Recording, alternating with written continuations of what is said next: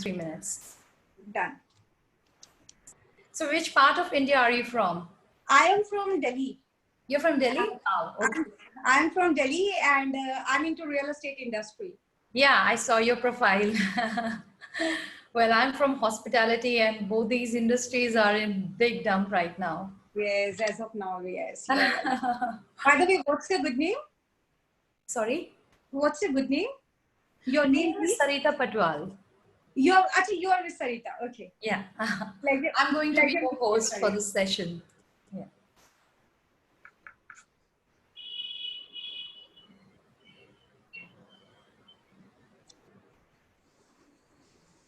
Just give me a minute. I'll be back soon. Please take your time.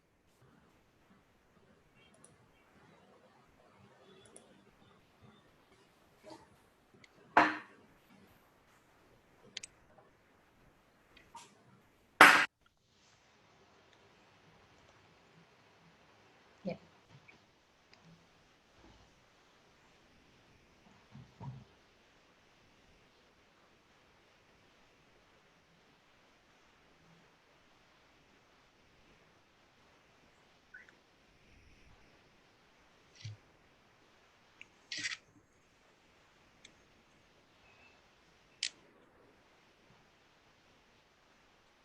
And how's the weather in Delhi? It's very hot. Oh. Day before yesterday there was rain, but now it's very hot. Okay, I can understand. I'm actually from Delhi, like born and brought up there, but currently I'm in Mumbai. Yeah, and it rains all the time over here and it's very humid. Same here, very hot and humid. Okay. But let's see, the beginning of August may get some more showers to Right. Delhi, and I think by the mid or maybe end of August, it would get a bit pleasant than what it is right now. Still a minute to go.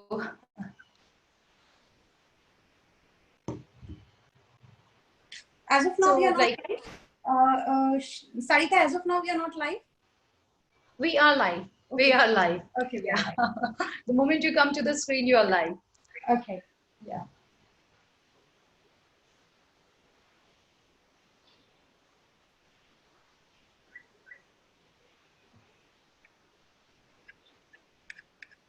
So you guys are working from home? Yeah, kind of. Just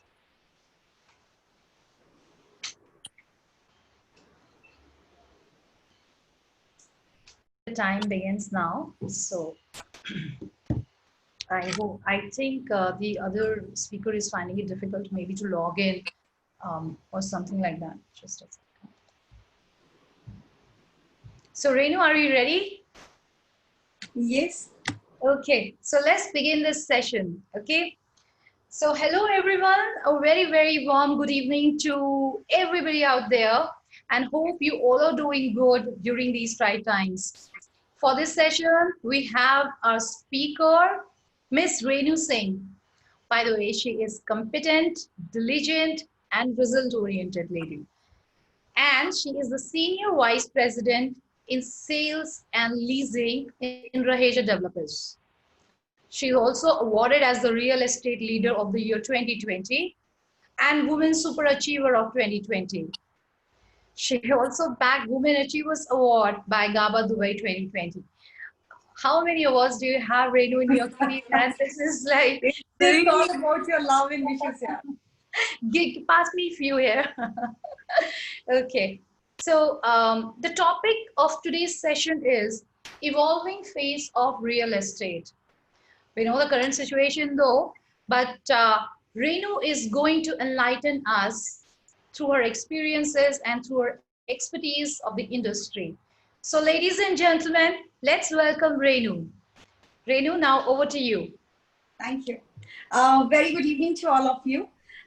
First of all, I would like to thank the Women Economy Forum for giving me this privilege to be a part of this event today and recognizing my contribution in Indian real estate sector. I am Renu Singh, working as a Senior Vice President, as said by Sarita, and having an experience of 16 years of in real estate, in luxury sales, marketing, retail leasing, commercial sales and leasing. I was born in a small village of Rajasthan. Most Wow. of the people would not have heard about the name Chirawa, and that too in a Jat family, where there was Awesome. where there was a concept of not to give education to a girl child. But I was brought up well by my parents, taught by them to never get afraid and shy of this men's dominating world. Taught me to walk shoulder by shoulder with them, taught me to speak with confidence. And since childhood, I found my dream to make my name in this world and to grow and roam around the world to explore what has not been really explored. My father, he was working with Hindalco Group of Industries as a worker, and my mother, she was a housewife. And my both parents, they were not educated, but they wanted us to study in the best convent school of the town. In fact, I was born on 25th of July, so today is my birthday. Many, many happy returns of the Thank, day. Wow, what a day. Congratulations. thank you so much. And I did my schooling from convent school, Renukut. Renukut was a small town. My father, he was working there in Hindalco. So, and I did my graduation from Government Girls College. And we were, I would say, not MIT, we were at the means LIG type family where I was. And 19 years, when I was 19 years old, I left my education. I just after my graduation, I started working, and further I did all my master's education from distance learning. I did my management from Symbiosis, MBA from Symbiosis, and then I further, because I was very keen in studies and all, I did my postgraduate diploma in retail financial management. Then I did my postgraduate diploma in international marketing. That was from All India Institute, Chennai. Then in 2004, just after my graduation, I started my professional career with Senior Builders as a receptionist. So I started with receptionist, and today I'm working as a senior vice president for the sales department. Also, what a range you have seen. That's and in such It's a young age, you have made it so big. thank you so much, Sarita. And from there, I got from receptionist, I got very keen into sales, seeing sales people working, calling, meeting people. I found that profile very interesting. So I started calling people, I started meeting people, and then management was well appreciated my efforts, and I got promoted into sales department as a sales executive in 2004. And then I joined International Land Developers in 2006 as an assistant manager sales. And the company, that was the company which turned my life. The company gave me the platform which I was trying for.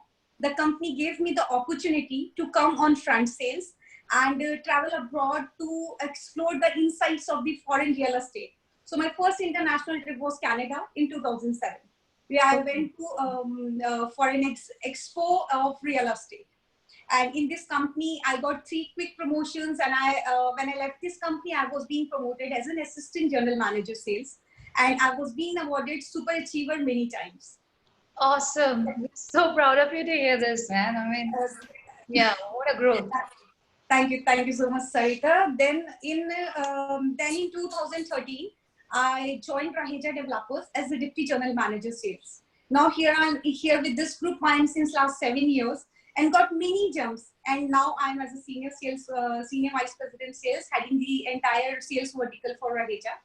And currently I'm taking care of the project starting from 13 lakhs unit, and which goes to 30 crores an apartment. So, if I talk about real estate as a choice of profession, it comes to as an exception for women, where people don't feel women to join this industry and that too into a sales. So, real estate traditionally has been projected and perceived as a sweat, physical hardened, because we need to have field visits, site visits, long hours, and it's difficult meeting different clients, lots of traveling. But I chose this field, and then I picked up the sales as I love building new relationship with new people and managing them. Then kept on the most challenging assignment, which was not possible by each and every teammate, and I took the challenging assignments from the management and haven't taken a break since 2004. So continues the 16 17 years in real estate. So I worked with 4 companies, and I personally believe that if you think you can, you can. And if you think you cannot, you cannot. So and either way, you are right. Means if you think you can do it, you can do it. It's all up to us. So this was my journey with real estate around 16 years. Then I have been awarded many times, as you have already shared my awards. I've been awarded as a real estate leader of the year by Poonam Hilonji, or that event was being organized by News India. Then I have been awarded as Women Super Achiever by Gulshan Grover ji, Top Retail Mind by Economic Times, and Young Female Leader Year by Property India Property Times, and then Women Achiever Award, that too for the country, and that was being awarded by GABA Dubai. So you must be having a separate room for all your awards, you know. In fact, I was, Sarita, I was a very introvert kind of girl. If I talk about my school days, so what brought that change? I mean, like. That was my college. In fact, when I was in school, I was a very introvert girl. Class में जब assembly होता था ना, and I was supposed to say thought of the day, कि stage पे जाके आपको एक thought of the day बोलना है. Trust me, Sarita, घर में कि mama, I'm not feeling good, I won't be going to school because of the stage fear. I was thinking कि कैसे जाऊंगी stage पे, how I'm going to say that thought of the day, that too was for a single line. I know, I can relate to that. And then means till 12th I was mama's girl. Like mama जहाँ जाएंगी मैं जाऊंगी, no friends, nothing. Means book में पढ़ते रहो, बातें नहीं करना ज़्यादा, क्लास में सबसे चुप बैठना. In fact, my school friends now, they are seeing me and they are like, wow, Renu, you were an introvert girl whom we never spoke till class 12, and now you're heading a sales vertical for a real estate organization. That's really an awesome. And then due to some financial reason and all, I was not able to continue my education. I went to a government college, and that too was, in fact, till 12th I studied in an English medium school. That was a convent school. But in graduation I went to एकदम different vertical Hindi medium college. वो भी government college में चले गए. Wow. कि private college में they were asking donation fees and blah blah blah. तो admission का भी था थोड़ा सा. Then I went to my hometown Rajasthan and I got admission in Jhunjhunu Government Girls College. And I was the only lady in that college who was giving exams in English, because professor was teaching me in Hindi. अब मुझे हिंदी समझ में ही नहीं आता था. accounts में हिंदी इतनी सारी चीजें होती थी. He was teaching in English, Hindi. I was just writing and just converting into English and then writing my papers in English. So I was the only person writing papers in English. And just after my graduation, then I thought of doing MBA, but due to some reasons, I was not able to do. So I started working at 19 years. Wow. So, Renu, please tell us something about, like, as we are here to discuss about the evolving phase of real estate. So what do you think? Where is it going and how far we have come? Because India, you know, especially have seen if you see the graph, it's really crazy. You know, there was a time when the surge was so much. You know, in 2007 and 9, you know, we got hit by subprime crisis, etc. And then again, there was an increase. And now the situation is, so what do you see is the current situation like pre-COVID, and how do you see real estate evolving in Sarita, in this real estate, it's around, I have seen 3 recessions in this real estate sector. When I joined real estate sector, we were like we were launching the properties, and in next half an hour or 1 hour, we were just closing out the sale saying that ki property big gaya. Now we are revising the rate. I've seen that case also. And now we are again seeing the face, other side of the page. So real estate, if I talk about the real estate has every time proved to be the most reliable investment. In this pandemic situation, you see share market नीचे चला गया, bank FD rates have gone down, gold का कुछ पता नहीं है, but real estate is the only investment and assets you can hold tangibly, which again is going to increase its reliability. And what we can say that real estate cannot be stolen or neither it is lost. So it is one of the safest investment. कभी भी property खरीदोगे, property का price एक level पे नीचे जा सकता है, but it will again come. Real estate में recession आया, फिर भी वापस normal हो गई situation. आज COVID के time पे भी same thing is happening. People have money. अब वो लोग कहाँ invest करेंगे? Because they cannot trust the share market now. They cannot trust your bankers now. Because FD rate भी कुछ नहीं मिल रहा है. Real estate में at least ये है, this is the right time to buy in real estate market. If someone has money, they can negotiate with the builder. Absolutely, they can negotiate. So one should have that kind of, you won't believe, but I was just a speaker on this, doing effective negotiation in business. So, so what I'm trying to say over here is that one has to be really, really hard on negotiation if they are thinking of buying a house right now or investing in real estate in like maybe in commercial space or something like that. But they got to negotiate. This is a good time actually to invest over here because the rates are Mm, down right now and they will come up because they will come. whatever said and done, we all are hoping that there would be, I don't know, like maybe after a few months, if not like let's say at least after 6 months, we all believe that its situation is going to get improved. So Right. And plus, now in this situation, NRIs are the person who are investing. Earlier, last couple of years back, they stopped investing in India market. But now, if you'll see the situation in the NRIs, they are coming back to India because उनको लगता है कि यार अपने देश अपने घर वापस आना है. तो NRIs again they are exploring properties in India. They are exploring ready to move in property. और इस सिचुएशन में सबसे इम्पोर्टेंट जो आज लोगों को समझ में आया है that is they should have their own roof. अपना घर होना बहुत रिक्वायर्ड है. yeah, and it gives you like no matter few if you discuss this, there would be people who think that they are extremely good at finances, etc. They would say that if you buy at a rented place, you're still going to save some money. Like by the year you think that you're going to live, etc. But I personally feel that it somewhere gives you such a great assurance once you have your own you house. have your own house, Yeah. right? And in today's scenario also, people are thinking that real estate में recession है. There is a recession in real estate market, but actually there is no recession. We are having a luxury property which we are selling since last 3 months. We are selling that property Right. instead of doing the personal meetings. Now we are going. We have taken us digitally. We have taken digitally. We are doing Zoom meetings. We are doing team meetings. We are showing our project. We are presenting our project to the customer, and they are able to understand also. So real estate has actually evolved. If you see, like, if you go back in, let's say 1995, when the entire Gurgaon started happening, and we never saw before really like a story building, Right. and then you are getting all the kind of facilities, be it pool, be it a club, and it's very well guarded. Otherwise, if you have money, what would you do? You would buy a bungalow in Delhi, or you would try Right. to build like a House. yeah, a big house in maybe like the outskirts of Delhi or something like that. Because in Delhi, what you had was like majorly it was government quarters or people who had money, they had bungalows. But Right. nobody actually, I mean, there were hardly very few, high-rise building which you will see.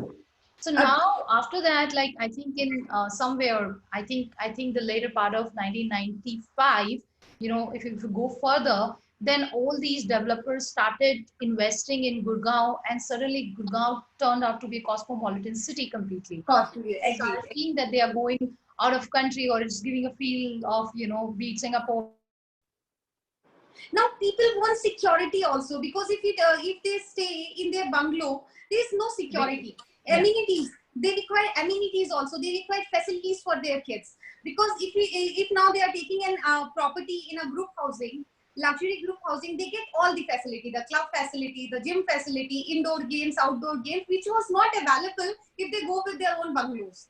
So now the high-rise concept has increased. Right. Okay.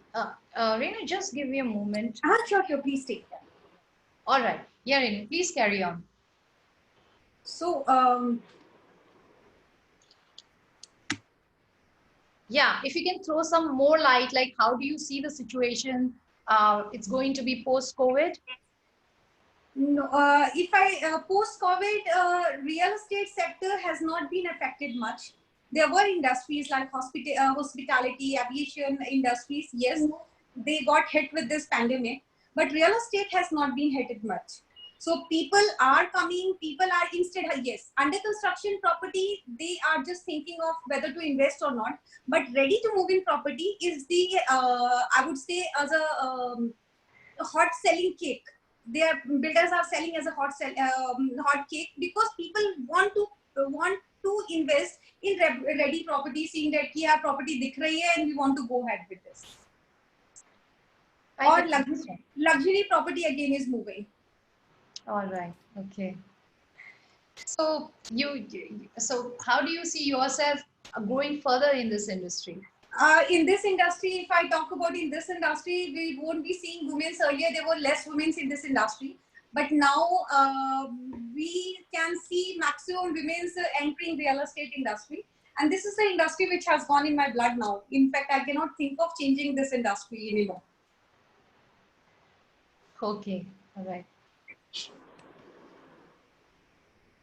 great.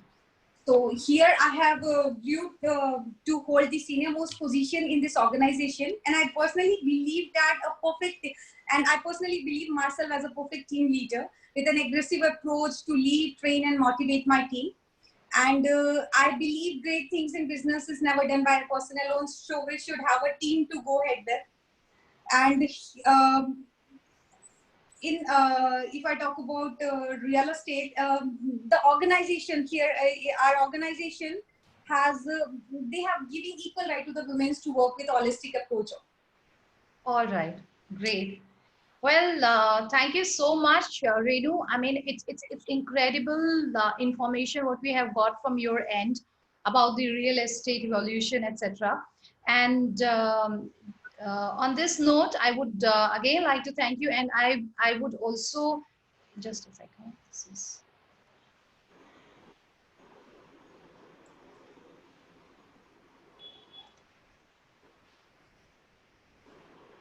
yeah, Renu, can you hear me? Yes. Thank you so much for your contribution, Renu, over here. And on behalf of WEF, I would like to announce the award to you as the iconic woman creating a better world for all. Thank you And so much. one more award in your kitty, Renu. Isn't that great? Yes, thank you so much. And I would like to congratulate all the awardees who have been felicitated today with the award as they truly deserve this recognition.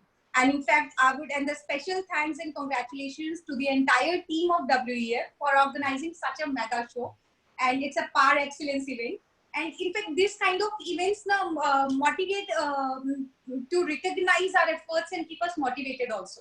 Yes, So thank you. absolutely. Absolutely. What a sisterhood, or what a, I would say, the way the entire, so many women all over the world had been tied and looped in because of this forum. It's awesome because from, different part of, I've been taking sessions from different part of globes, and I'm like, oh my God, at times I'm speaking to somebody in Australia or maybe in Spain, etc. So, and so many of us, like our country in itself is a continent. So everybody through this forum got united and feel for womanhood and sisterhood, I would say. So great and lovely chatting with you. Hope to Same, catch up with you. Yeah. same here, And Sarita. all right. So if you would like to end the session, you can leave the session. You just need to press this because I'm going to continue one more session afterwards. So Okay. Thank all you. the Pleasure best. It meeting was you. Have a lovely nice chatting with evening. you over Bye here. bye. Bye Thank bye. you.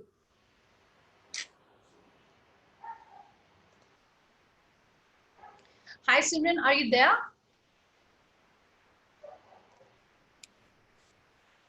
Hello, Simran. Hi, hi. How are you? Sorry.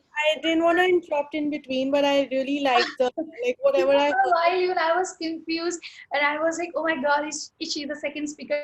Actually, she's like second speaker didn't turn up for this meeting. So, and I was like, no, no, no, no. Simran came in advance. No, no, I came in advance. I was like, I've done this before. I was actually a part of December 2019, the All Gurgaon right. Economic Okay, Forum. great.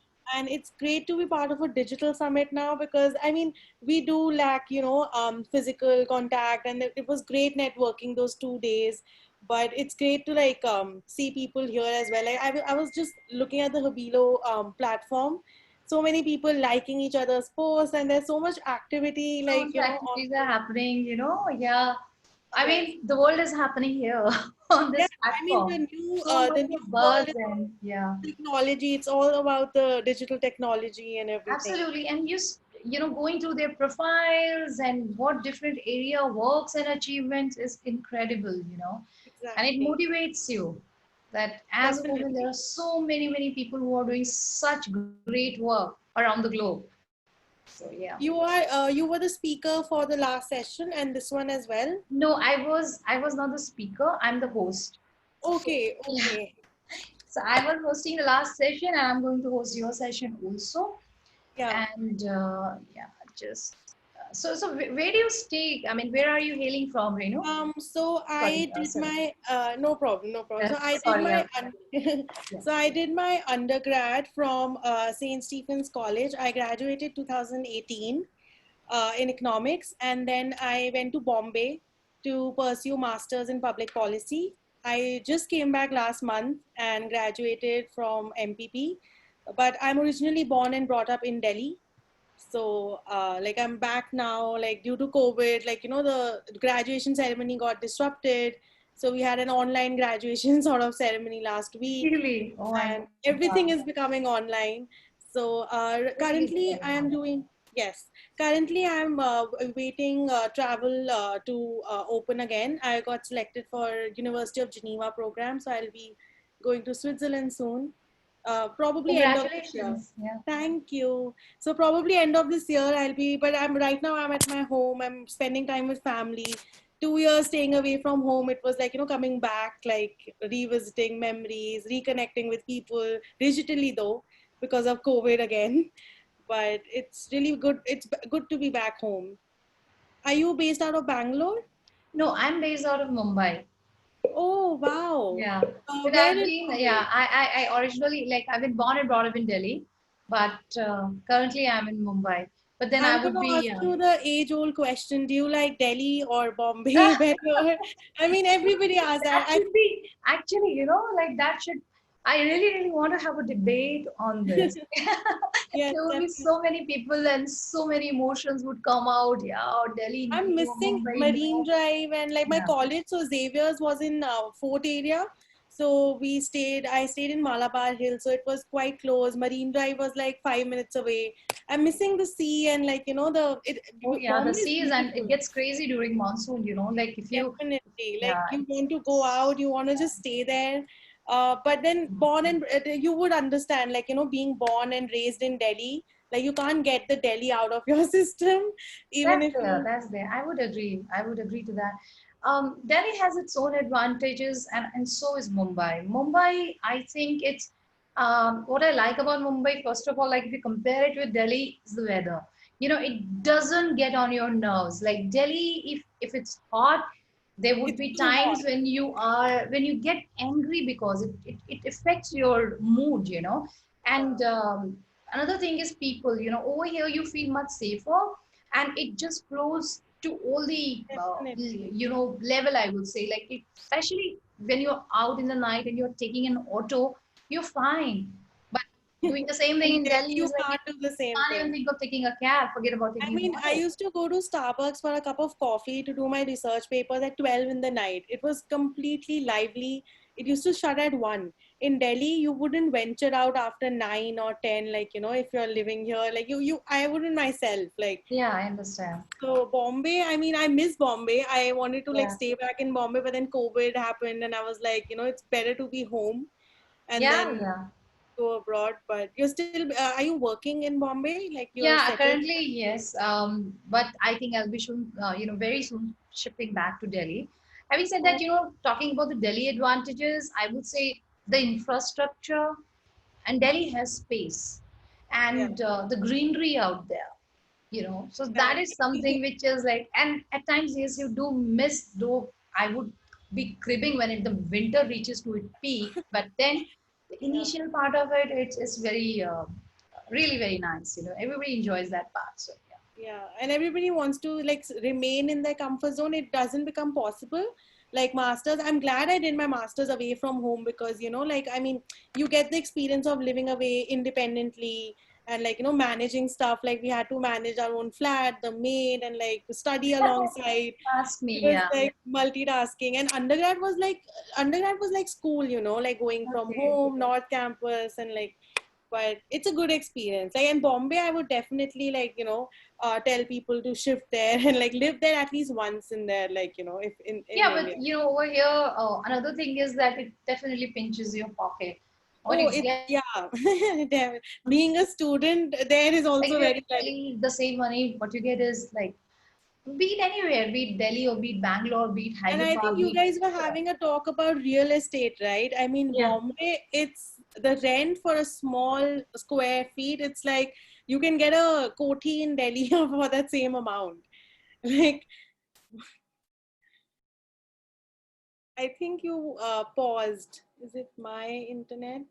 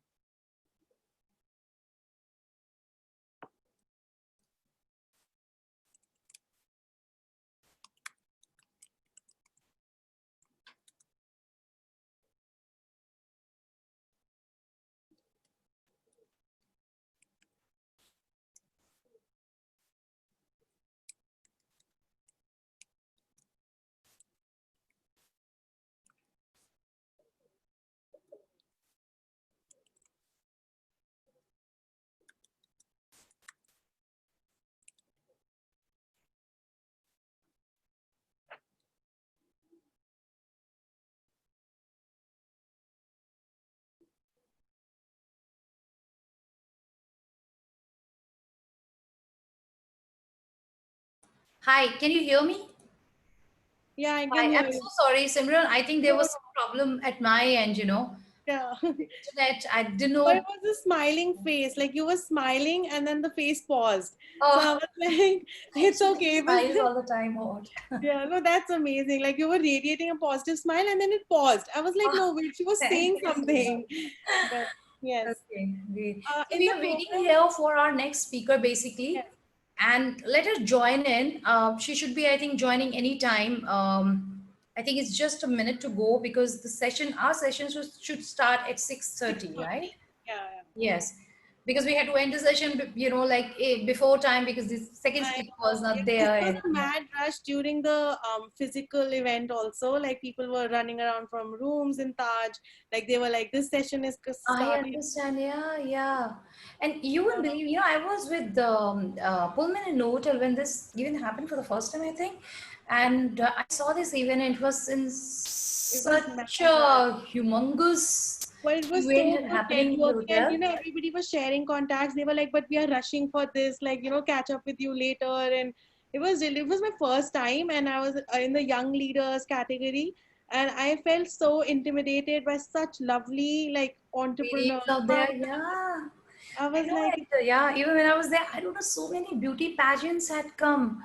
"Oh yeah, that too." Ambassadors, and even today, so many, like, I Lisa think, Ray, I saw her name yeah, there. even I saw her today in the morning, yeah.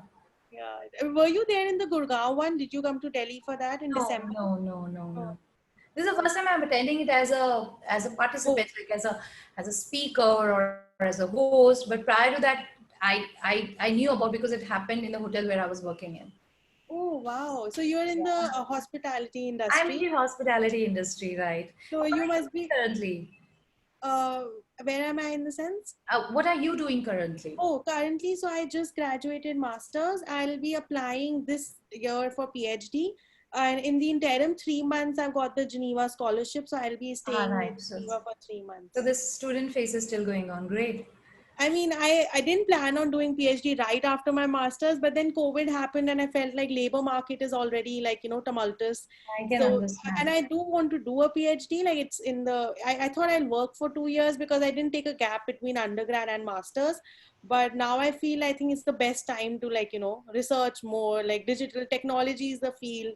So I might just look at tech policy as a PhD research. So Yeah, I'm looking at I climate read your finance. profile. Yeah. Yes. Oh, yeah. Yeah. So I might look at tech policy for PhD. But yeah, I mean, I think everything happens for a reason because I was actually planning to come to Delhi, work for 2 years, take a break from studying. Like I was like, I'm done. I can't study more. Like, I need a break. I need to gain work ex. Because even in Women Economic Forum, I've seen so many women like, founding startups and work ex gives you a different perspective altogether. but I think research is my calling. So Wow, that yeah, takes some depth, man. Can you just excuse me for a moment? definitely. Yeah, Thank please, you. please.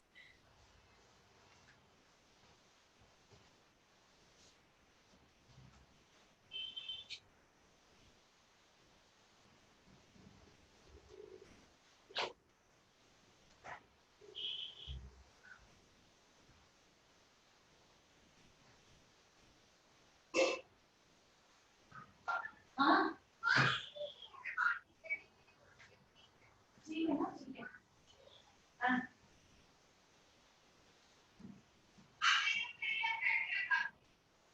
ठीक नहीं ना, अभी नहीं।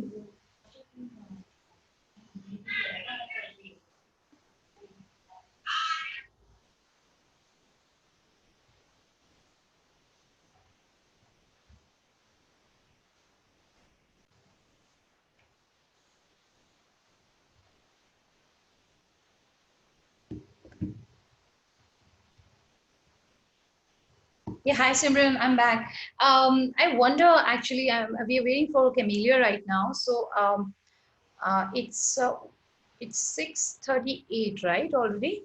Yes, it's six. Yeah, almost 40. No, I think we should start then. All right, just give me a moment. So, all right, Simran, I'm going to start the session now. Good evening, everyone out there. In today's session, we have a very young and dynamic lady with us. Her name is Simran Messe. She's doing a research at the School of Economics and Management, Université de Genève. I think she's going to go over there. And I must tell you something about her that at an age of 23, she was conferred with a Young Leadership Award by the Women Economic Forum. And to our good luck, I think she's back with us again. So please welcome Simran Messi. Thank you so much, Sarita. It was a really warm welcome. It is indeed a privilege to be here with you all again today, and I hope you will join me in reflecting on our panel theme, which is leveraging diversity beyond gender. So, Perfect. last time, yes, so last time when I spoke about the power of education to transform the world in December 2019, which was not a long time ago, I did not realize that after that, we'll be hit by a pandemic and the world would transform itself. Within 3 months of that, life had taken a drastic turn. However, researchers, social entrepreneurs, communities across the world are galvanizing to design short term interventions in response. And I feel that intersectional factors within diversity, such as race, gender, class, and sexual orientation, are disproportionately affected in their ability to cope with the loss of economic activity and struggling with the access to the digital workplace. Like, we are privileged to be having this first digital summit, but a lot of people, like, the marginalized communities don't have access to digital technologies. And recently I was watching a film called Made in Bangladesh by Robayat Hussain, and it was released in France during a crucial week of strikes in the country. And I think it offered a singular portrayal of women workers in the Bangladeshi factories who are fighting for their labor rights. But the focus was not on the working conditions per se in the factories, but the social condition of like poor and uneducated women in general, and most importantly the fight to gain dignity in the workplace, which takes me back to how, like, I don't even have to look rather far to see how COVID is going to radically change our education systems and affect varied communities at the intersection of race, gender, class. Like, I'm from India, where one of the first headlines during the coronavirus pandemic was how only 2% of our economy was employed during the pandemic. And with an overwhelming 98% of them being unskilled daily wage workers. I mean, you see news of migrant workers. It was an overwhelming figure for an economic student, like, to see the data. And I feel that there's a clear universal call for more diversity, both the goals of gender equality, which is SDG 5, and reduced inequalities feature in the 17 Sustainable Development Goals, which we claim to accomplish by 2030. Currently, I'm a researcher. I just completed a month-long Commonwealth project. I was selected from India, and I personally, could feel the diversity while being a researcher. We had people from Antigua, we had people from Nigeria, we had people, all the 52 Commonwealth nations coming together to Wow. interrogate well-being within the, African context, and a push for an intersectional and intersectoral approach to mitigate the effects of COVID-19. And I feel that this summit is doing exactly that. We have speakers from, I mean, my co-speaker is from Costa Rica, I'm from India, and we have these diverse backgrounds that come together to create synergies. And I was really glad to see that, the broader theme of reboot, re-energize. So as a policy researcher trained in economics, I would like to limit my speech to three broad themes, which is diversity using an intersectional lens, which I gave you a glimpse of. In the social impact space, for instance, like the Commonwealth project that I'm doing, we are looking at it in the education sector. Second, how can we leverage, cognitive diversity, which is way different from race and gender in organizations, in human organizations. And lastly, I would just touch upon using a social justice framework to view diversity. Um, in the intersectional, as I said, it's mostly limited to developing countries. Even in Commonwealth, we have countries which are, the African context, which are widely affected by COVID. It is used in ways like, structures of differences are examined along the lines of race, gender, even age, ethnicity, just to name a few. um, I think we need to look at the marginalized and disadvantaged people in the society to make policy recommendation that circumvent around these. And it started, intersectional approach started way back with during the apathy movement, and Patricia Hill's Collins referred to it as a matrix of domination, which I feel that, this framework allows for needed acknowledgements of privilege and how these are juxtaposed against marginalization, which is coming out during the pandemic even more. Um, Also, this reminds me of the book I was just recently I read again. It's one of my favorite authors, George Orwell, Animal Farm, and I love the quote where he says, all animals are equal, but some animals are more equal than others. And then it made me feel that if all of us were equal in spirit and thought, who is to say which idea is supreme? Like, should the voice of the majority be the voice of reason? And also I mean, linking the topic of diversity in organizations, even the poet Ezra Pound, said that when two men in business always agree, one of them is unnecessary. So many companies are realizing, mostly the companies led by, I'm so glad to see there's women leadership all around the world. Nordic countries, you have women prime ministers. Even in December, the conference, there were Her Excellencies of Trinidad, and they came for a talk, and they were telling us how the women labor force participation has increased substantially. So I think many companies are recognizing this truism and the fact that diversity fosters ideas and learning. um, I think we need to talk about how prejudice is a burden that confuses the past and threatens our future, and mainly renders the present inaccessible. So we need to remove our human biases while looking at diversity and having diverse organizations, which so that takes me to the second part, which is cognitive diversity. So it's much more than race and gender, and it extends well beyond quotas. Like, To our audience, I would request you to just explain this. What is cognitive diversity? okay, so cognitive diversity is more on the lines of behavioral science and neurodiversity. Why is it important now? Because turns out it's crucial for innovation. Like, you can't have redundant skills. You need to be, in this digital technology, there needs to be high performance with complex problem solving. So conceptually, this concept connection is based on the fact that when people with diverse knowledge are brought together, they have the power to overcome social barriers. So it's actually like using cognitive diversity, using people's behavior and patterns to, mitigate all the intersectional factors that are implicitly at play. So these are the blockers that are inherent to any given situation, in organization, in school systems, in any community that you're in, the one that we are blind to. this also, I think, we can leverage, business people need more than reasonable doubt, right? While hiring someone, they need insights, they need action prompts. So cognitive diversity, this is something that a sociologist in the early 20th century, and later, if people reach out to me, I can give them references, readings, because I love research, because it makes you open to new paradigms. And so David Emile Durkheim was a sociologist, and he said that something is real if it's real in its consequences.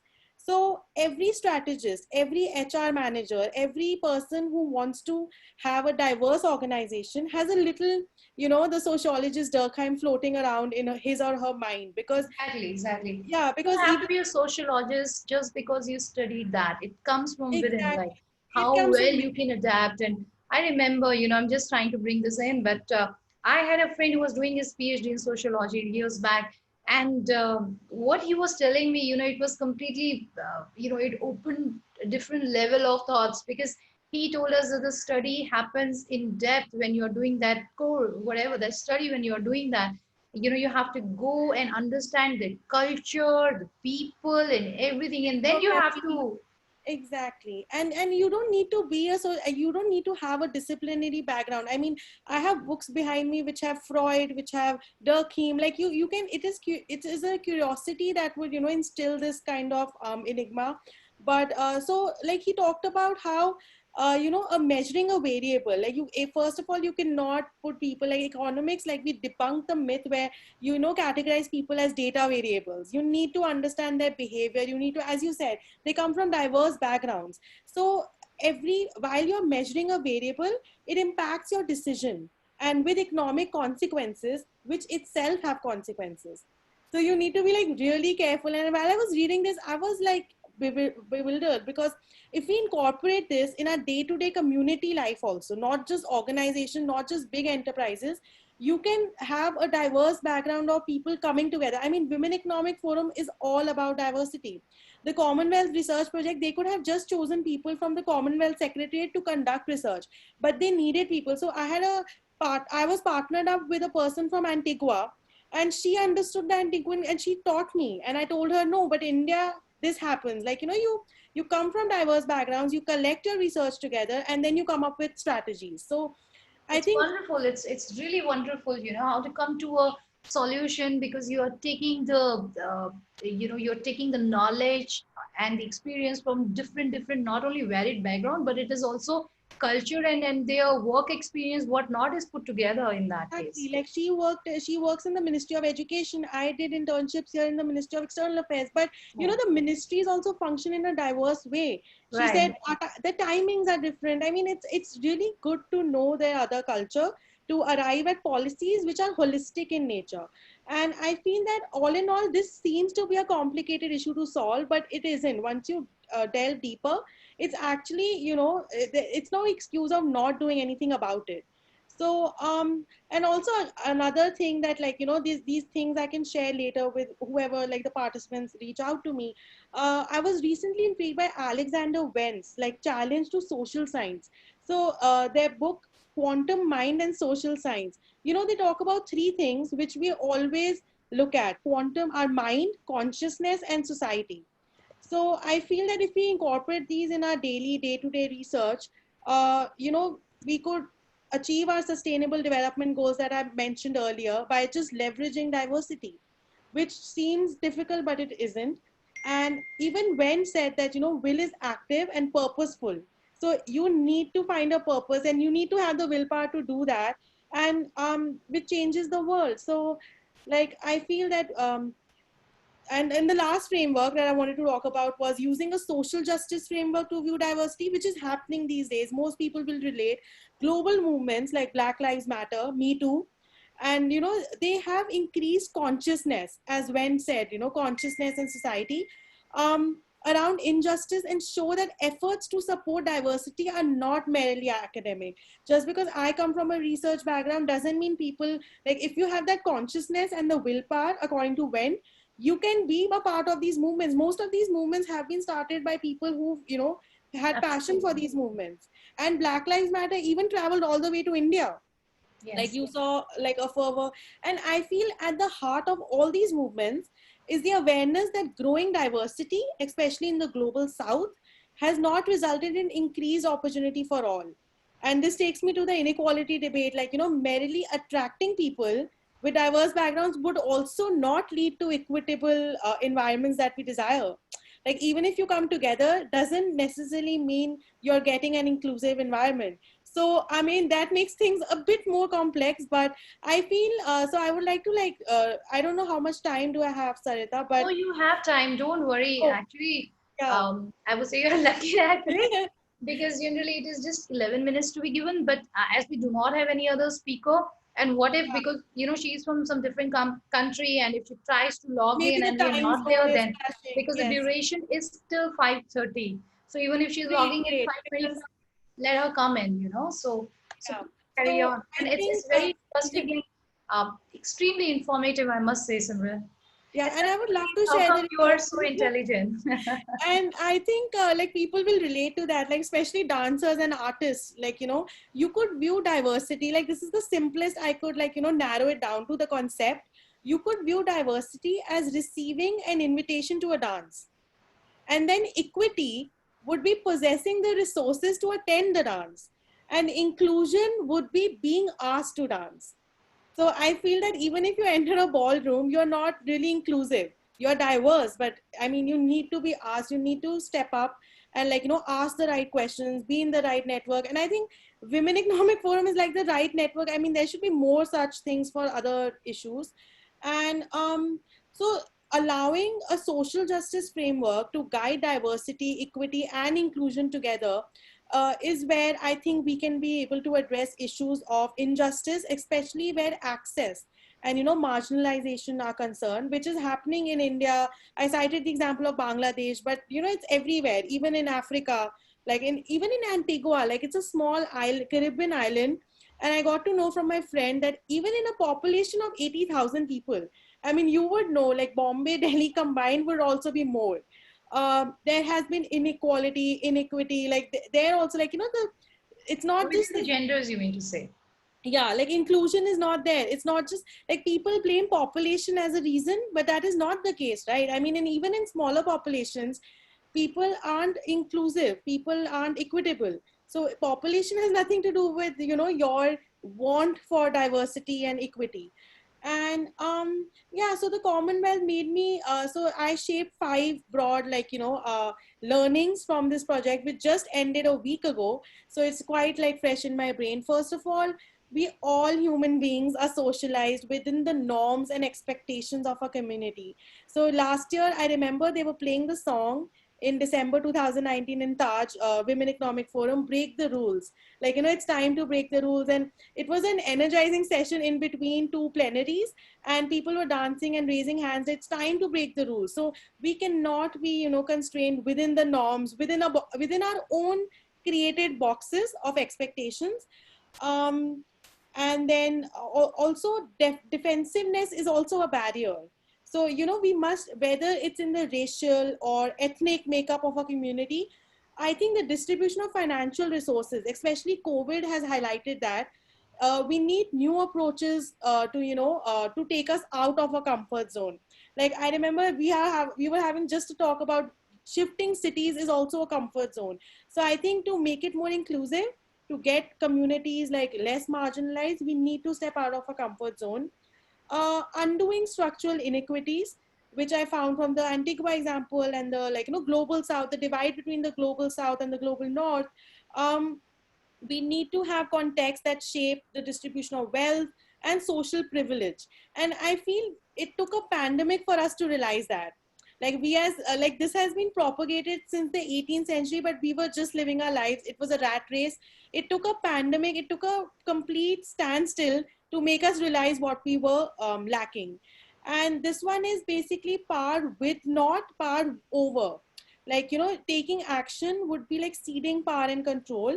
But work requires trust and acknowledgement. And I remember Dr. Harbeen Arora talking about trust. Like, the community, the Women Economic Forum is a safe space.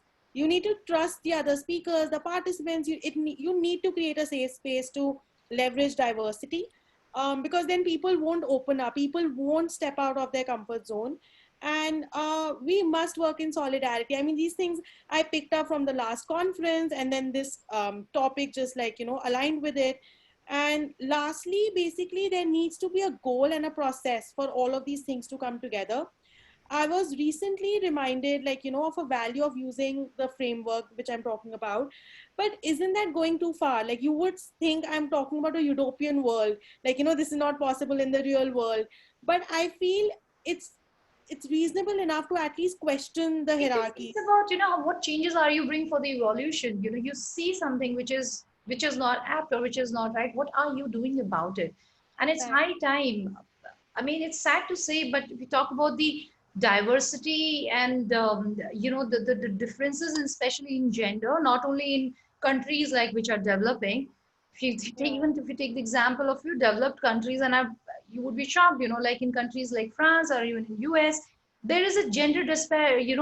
There is a difference when they pay to male and to female for the Exactly. same job. Well, that doesn't happen in our country, thankfully. Like, at least, if you talk about the government job, at least, you can completely say that no, we never, like, that thing is unheard over here. Yeah. However, like when we talk about the cultural side of it, so be it. But then something like this, which is still existing, and that's what we are calling the developed part of it. So it's high time for, all of us to realize and to do something about it, because it is evolving, and at least let it evolve in a positive or in a And good. I feel that, like, as I said, big crisis brings about like big change. Even if you look at history, like, I'm not even a history major, but I was reading this book on World War II, this documentary actually, and they say that that was the first time married women with children, joined the labor force during World War II, because they Um, were, yeah. Dear, So, I think we are actually, we got too engrossed with the session. yes, Because it's only 1 minute to go before we, automatically, I just hope that they do disconnect it. So just a sec. Thank you so much, Simran. It was wonderful and very extremely informative what you just shared with us. And on this note, I would like to share the award with you on behalf of WEF. thank you. Okay, and just a sec, sorry.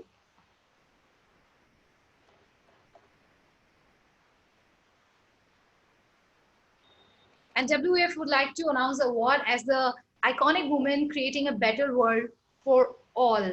And this goes to Simran Messe. Thank you so much. I mean, I've graduated from a young leader to an iconic woman. That in itself is an achievement. It I feel is, it is, it is, like, Simran. And I'm sure there is a long way to for you to go, and all the best for your future. thank Hope you we so see each much. other in WEF 2021. Definitely, like 20 and Delhi, Bombay, we should carry forward the debate and, like, diverse cultures. Definitely.